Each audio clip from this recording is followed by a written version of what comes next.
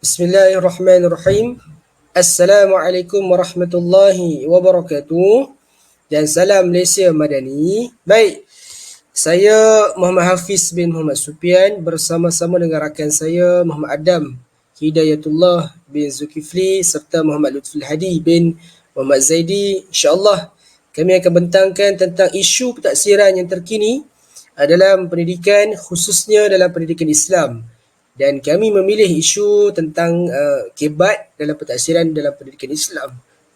Baik, kita lihat apakah yang akan kami bincangkan, iaitu berkenaan dengan pengenalan, latar belakang, isu 1, 2, 3 serta rumusan, dan juga kami sediakan rujukan daripada hasil pencarian maklumat daripada kami. Baik, kita lihat terlebih dahulu pengenalan tentang kebat itu sendiri ataupun secara ringkas berkenaan apakah pentaksiran ataupun apakah persiapan yang perlu dilaksanakan oleh sama ada guru ataupun murid lah berkenaan dengan kebat. Baik, iaitu murid-murid mestilah mempersiapkan diri dalam meningkatkan lagi kemahiran berfikir mereka melalui pengenalan elemen kebat itu sendiri supaya apa? Supaya mereka mampu untuk menghadapi cabaran pada masa akan datang dalam sama ada dalam pendidikan ataupun di luar sistem pendidikan.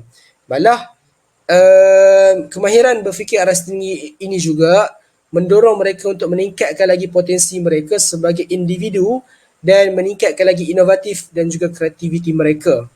Dalam pada masa yang sama juga, kebat ini juga mendorong para guru untuk meningkatkan juga kemahiran pedagogi mereka sebagai facilitator di dalam PDP yang akan dilaksanakan. Baik, saya teruskan dengan rakan saya yang seterusnya. Okay, terima kasih kepada Ustaz Hafiz atas pengenalan berkenaan dengan tajuk yang akan kita kongsikan pada hari ini, insyaAllah. Seterusnya kita akan pergi kepada latar belakang berkenaan dengan apa itu kebat. Okay, seperti mana yang diketahui, kebat ini merupakan singkatan bagi kemahiran berfikir aras tinggi yang mana ditarifkan sebagai keupayaan dalam aplikasi pengetahuan, kemahiran dan nilai dalam menakul juga merefleksi bagi menyelesaikan sebarang isu atau permasalahan yang diberikan oleh guru tersebut. Dan juga pada masa yang sama, murid akan cuba untuk membuat pertimbangan, berfikir secara inovatif, di samping itu juga mampu untuk mencipta solusi atau sesuatu yang baharu. Takrifan ini dipetik daripada Buletin Transformasi Pendidikan Malaysia yang telah dikeluarkan pada tahun 2015. Dan juga sedikit perkongsian lah berkenaan dengan kebat ini. Sebenarnya ia mampu untuk membangunkan sahsiah murid supaya lebih ke depan dari segi kemahiran berfikir secara kritis lah. Dan dapat kita ketahui, kebat ini telah berada di Malaysia dan telah wujud di Malaysia dan berlaku beberapa perubahan, iaitu bermula daripada pada awalnya sebelum dinamakan kebat, ia dipanggil sebagai KB atau kemahiran berfikir. Pada peringkat kedua, iaitu berkembang kepada kemahiran berfikir kritis dan kreatif ataupun singkatannya KBKK. Seterusnya kepada yang sekarang inilah istilah yang kita gunakan, iaitu kebat, iaitu kemahiran berfikir aras tinggi. Baik, 3 isu yang ingin kami kongsikan pada hari ini bersangkut paut dengan apa itu kebat dalam pentaksiran pendidikan Islam khususnya. Jadi isu yang pertama yang saya bawa pada malam ini atau hari inilah, iaitu berkenaan dengan kesediaan guru. Jadi kita tahu seorang guru itu perlu bersedia dan mempunyai tanggungjawab yang penuh lah pada diri untuk melakukan atau terlibat sama dalam mengendalikan kita kata kebat inilah dalam bilik darjah. Jadi ada 2 faktor yang kita boleh katakan, iaitu yang pertama, kerana guru itu telah selesa dengan kaedah pengajaran tradisional yang secara berkurunnya mereka gunakan dalam bilik darjah masing-masing. Contohnya apa? Contohnya mengajar secara chalk and talk, hanya menulis dan bercakap sahaja tanpa memikirkan adakah isi kandungan pengajaran tersebut mampu untuk mencambahkan minda anak murid mereka. Yang kedua, iaitu guru itu sendiri kurang pengetahuan berkenaan dengan kebat. Jadi hal ini mungkin berlaku kerana guru tersebut kurang terlibat dalam mana-mana kursus, dalam mana-mana pengisian berkenaan dengan kebat. Kalau kita tahu kebat ini ada juga disentuh dalam silibus pembelajaran seperti mana di Institut Pendidikan Guru. Namun dia bukanlah satu skop yang dipelajari secara khusus dah. Perlu ada lagi latihan-latihan lebih supaya guru itu mempunyai kemahiran dan pengetahuan penuh berkenaan dengan kebat. Jadi dua solusi dikemukakan di sini. Itu yang pertama, guru itu hendaklah mengemas-kini kaedah pengajaran mereka.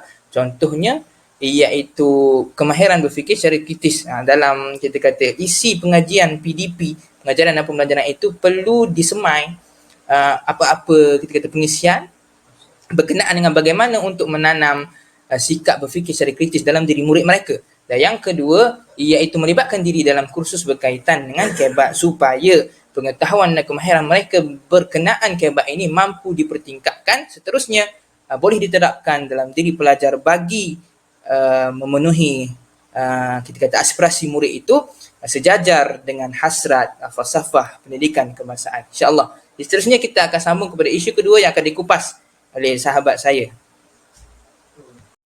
Baik, kita sambung kepada isu yang kedua iaitu berkenaan dengan kemahiran guru dalam pentaksiran kebat itu sendirilah. Dalam arti kata lain, guru kurang berkemahiran dalam mengaplikasikan kebat. Kita boleh lihat guru hanya berfokuskan kepada ABM semata-mata dan guru tidak menjadikan ABM itu untuk dimasukkan kebat, elemen kebat di dalam ABM. Pendek katanya adalah guru tidak melaksanakan kebat secara sepenuhnya di dalam PDP dan disebabkan itu juga guru hanya berfokuskan kepada pedagogi ataupun pengajaran itu secara tradisional lah seperti mana rakan saya sebutkan tadi. Dan yang kedua adalah guru tidak mendapat maklumat tentang kebat itu secara sepenuhnya daripada pihak sekolah sebagai contoh ataupun daripada PPD ataupun sebagai JPN secara berterusan. Hal ini menyebabkan guru baru khususnya tidak dapat mengaplikasikan ataupun tidak memahami tentang konsep kebat tersebut, apatah lagi untuk mereka mengaplikasikan kebat itu dalam PDP. Baik, justru itu antara solusi yang diketengahkan bagaimana untuk mengatasi isu kekurangan mahir guru dalam kebat iaitu guru perlu ambil tindakan proaktif terhadap kebat. Dalam arti kata lain, guru walaupun dia kurang kemahiran terhadap kebat tersebut, guru tersebut perlulah mengambil inisiatif sendiri untuk mempelajari tentang apa itu kebat, melihat ataupun mengikuti kursus-kursus yang telah ditawarkan. Mungkin guru-guru tidak dapat mengakses secara sepenuhnya. Walau bagaimanapun, pendekatan ataupun melalui kursus-kursus tersebut, guru dapat meningkatkan lagi kefahaman mereka berkenaan dengan kebat. Seterusnya mengamalkan kebat itu di dalam kelas. Dan yang kedua adalah pendedahan elemen kebat perlu bersifat berterusan. Maknanya di sini adalah tanggungjawab untuk melaksanakan kebat ini bukan sepenuhnya kepada guru sahaja, namun perlukan juga kerjasama daripada pelbagai pihak yang lain sepertinya pihak pentadbir sekolah, struktur di sekolah, begitu juga dengan pihak pengurusan di PPD dan seterusnya JPN dan sebagainya. Maka sekiranya solusi ini dilaksanakan, insya-Allah kekurangan kemahiran guru terhadap kebat itu dapat diatasi dengan baik.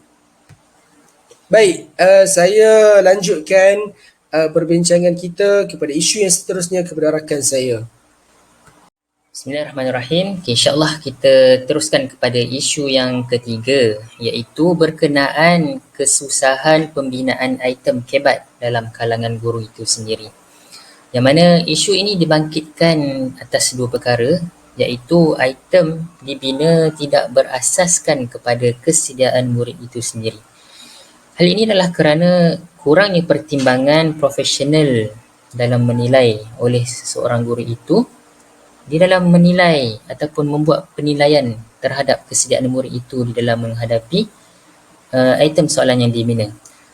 Dan justru itu akan membawa kepada kesukaran pembinaan item di dalam menilai kesediaan murid.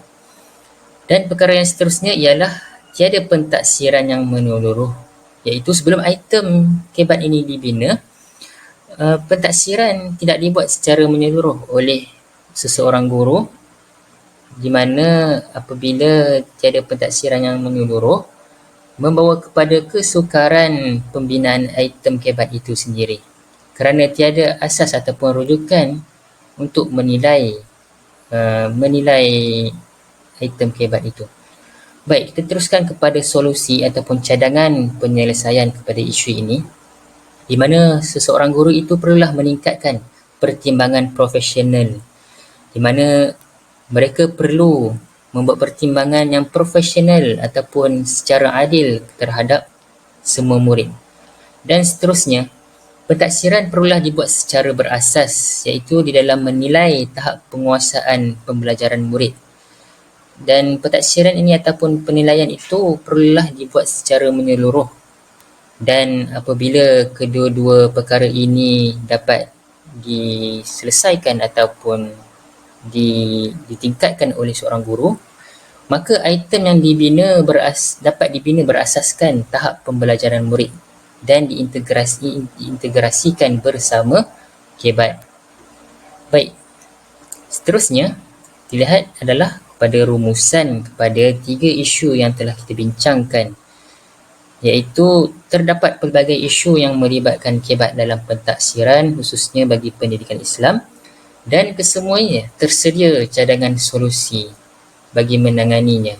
Itu yang kita lihat pada isu yang pertama, ia dapat ditangani melalui pengemaskinian kaedah pengajaran terkini.